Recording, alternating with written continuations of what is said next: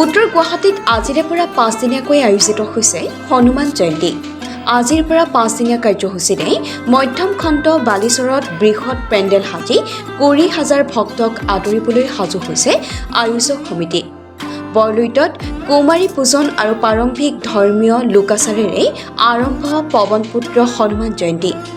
2.5 লাখ হনুমান চালিচা পাঠ, যজ্ঞ, বৈদিক লোকাচাৰেৰে হনুমান জয়ন্তীৰ বিশাল আয়োজন মধ্যমখণ্ড ঘাটত। বৃহৎ পেণ্ডেলত 20 সহস্ৰাধিক ভক্তই একেলগে হনুমান চালিচা পাঠ কৰিব পৰাকৈ সাজু কৰা হৈছে। বিশ্ব শান্তি মানৱ কল্যাণৰ উদ্দেশ্যে মহাপ্ৰভু হনুমান বন্দনাৰে মুখৰিত তীৰ্থপীঠ উত্তৰ গুৱাহাটী। আয়তি ৰুৰুলি নাম প্ৰসংগৰে প্ৰতিজনৰ অন্তৰ আধ্যাত্মিকতাৰে গদগদ হৈ পৰিছে। উত্তৰ গুৱাহাটীৰ পৰা অনুপম বৰুৱা ৰিপৰ্ট লাইভ। অনুষ্ঠানটো আচলতে কি হয় বাৰু? এইটো হনুমান জয়ন্তী আমাৰ আজিৰ পৰা আৰম্ভ হ'ব। এইটো হনুমান জয়ন্তী তাৰমানে ব্ৰহ্মপুত্ৰৰ উত্তৰ পাৰে মানে ঐতিহ্যমণ্ডিত পৰিৱেশত আমাৰ আজিৰ পৰা আৰম্ভ হৈছে। আজি যজ্ঞ হ'ব, প্ৰথম যজ্ঞ।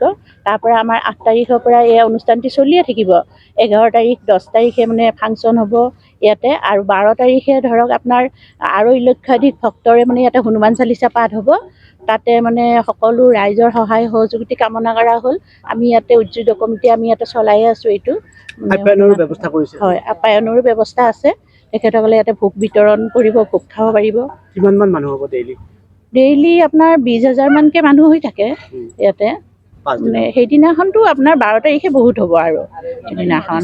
আৰু নৰ্থ ইষ্টৰ হেৰিত মানে এইটো পালন কৰা হৈছে আৰু গোটেই হনুমান জয়ন্তীটো এনেকুৱা। হনুমান জয়ন্তী আজি 15-16 বছৰ ধৰি ইয়াতে কৰি আহিছে, আৰু আমিও সকলো অনুষ্ঠানতে আমি উপস্থিত থাকি সহায় সহযোগিতা কৰি আহিছোঁ। এইবাৰ নৰ্থ ইষ্টৰ সকলো ৰাইজ আহি ইয়াতে উপস্থিত হ'ব। 1.5 লাখ লক্ষাধিক আহি পেলাই ইয়াতে হনুমান চালিচা পাঠ কৰিব।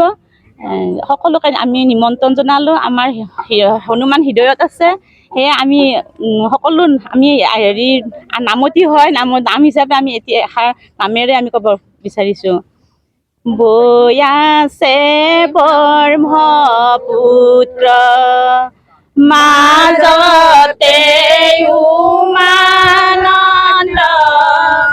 কাষতে হনুমানৰ পূজা। ৰাম ভক্ত সকলে আয়োজন কৰিছে, পূজা নকৰিবা হেলা। Ram Ram reporter live.